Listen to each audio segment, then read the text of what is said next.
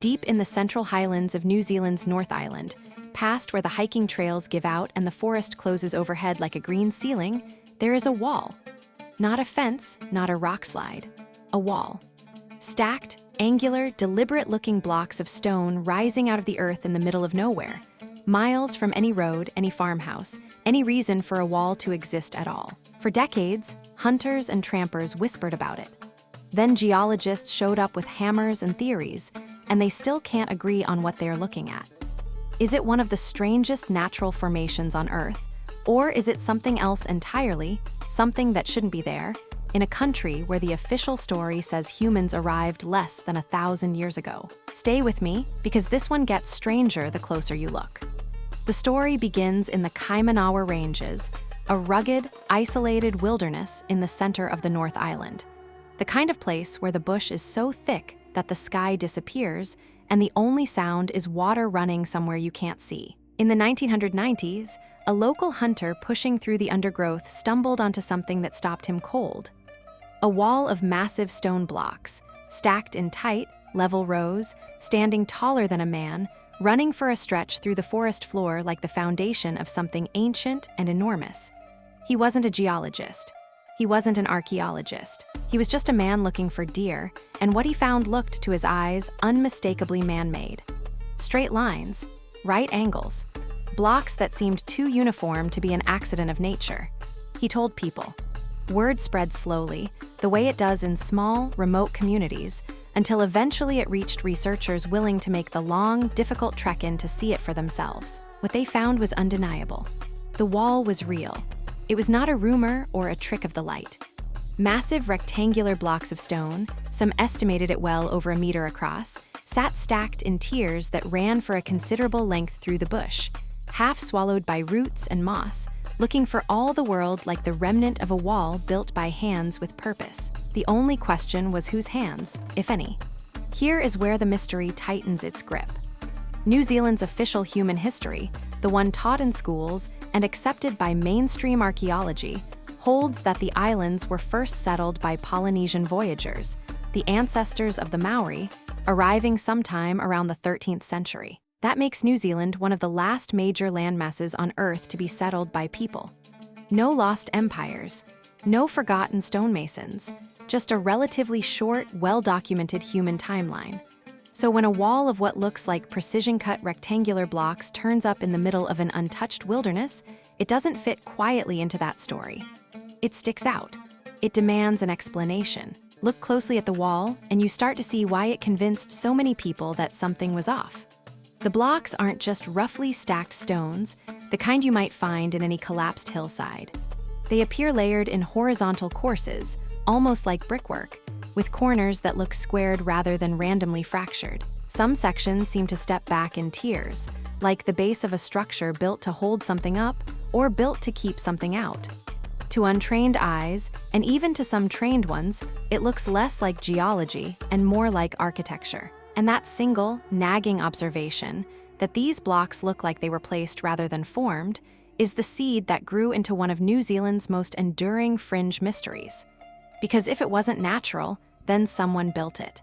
And if someone built it, they built it long before anyone was supposed to be there. This is where the story splits into two very different paths, and where the real conflict of the Kaimanawa Wall begins. The first path belongs to geology, and it has a name: columnar jointing. When certain types of volcanic rock, particularly ignimbrite and basalt, cool slowly and evenly after an eruption, the rock contracts and cracks in remarkably regular patterns. Think of drying mud splitting into hexagonal shapes, but on a massive scale, and shaped by the specific chemistry of the cooling rock rather than any human hand. The result can be startlingly geometric: columns and blocks with straight edges and near-perfect angles, entirely without a single tool ever touching them. The Giant's Causeway in Northern Ireland is the world's most famous example. Tens of thousands of naturally formed basalt columns, so uniform that for centuries people insisted they had to be built by giants. They weren't. New Zealand's Central Plateau, it's worth remembering, sits atop one of the most volcanically active zones on the planet. The Topo volcanic zone has produced some of the largest eruptions in recorded history, blanketing the region in exactly the kind of ignimbrite rock that cools and fractures into blocky, angular shapes. Geologists who've examined the Kaimanawa wall point to this directly. The rock type is right. The regional history of massive volcanic deposits is right. The jointing pattern, they argue, is a known and well-documented natural process, not evidence of a chisel. But the second path refuses to let the question close so easily. Proponents of a man-made origin point to details that natural jointing doesn't always explain neatly. The apparent horizontal layering that looks more like deliberate courses of masonry than vertical columnar fracturing, the specific stepped tiers, and the sheer visual impression the wall gives of intention rather than accident. They ask why, if this is purely natural, it looks so strikingly different from other exposed rock formations nearby. They point to oral traditions and local folklore hinting at forgotten peoples who may have lived in the region long before accepted history allows. It's not enough for these observers to say the rock type is common. They want to know why this particular outcrop looks so much like a wall and so little like the rest of the landscape around it. When geologists and archaeologists actually visited the site formally, the consensus that emerged, at least among mainstream researchers, leaned firmly toward the natural explanation. Field assessments identified the rock as ignimbrite, consistent with regional volcanic deposits, and concluded that the blocky, rectilinear appearance was the product of natural cooling joints and subsequent erosion. Weathering that, over thousands of years, could exploit and widen those natural cracks until the formation looked strikingly like deliberate stonework. Their reasoning carries real weight. No tool marks have ever been conclusively identified. No artifacts, no signs of habitation, no supporting archaeological context. The kind of evidence you would expect to find near any genuine ancient structure has turned up at the site. And critically, similar naturally jointed rock formations, ones nobody disputes are natural, exist elsewhere in the same volcanic region, showing the same tendency to fracture into blocky, wall-like shapes.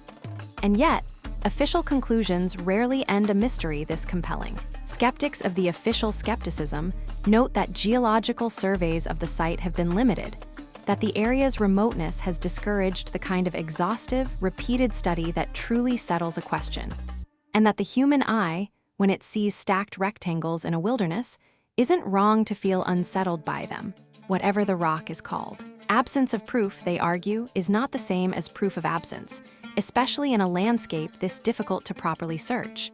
So the Kaimanawa Wall sits exactly where it has sat for centuries or millennia, depending on who you ask, deep in a forest most people will never visit, holding its silence.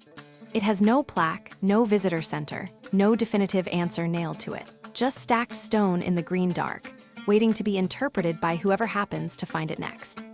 Maybe the Kaimanawa Wall really is nothing more than volcanic rock doing what volcanic rock does, cooling, cracking, weathering into a shape that only looks like intention, because our minds are wired to find patterns, to find hands at work even where there are none. Or maybe it's a fragment of something we've genuinely lost, a piece of a story New Zealand's official history hasn't made room for yet. What lingers, more than any answer, is the discomfort of not knowing, the reminder that even now, there are corners of this planet where the ground itself refuses to explain what it is. If you want to go deeper down this rabbit hole, there's a book that dives into exactly this kind of fringe theory in far more detail, The Origins of Ancient New Zealand, Rethinking the Past by Gary Cook, which explores sites like the Kaimanawa Wall and the alternative histories built around them. The link is in the description below.